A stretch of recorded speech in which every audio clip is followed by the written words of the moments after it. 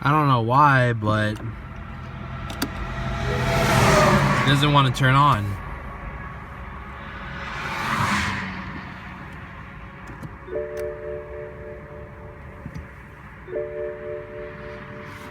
If anyone knows what's going on,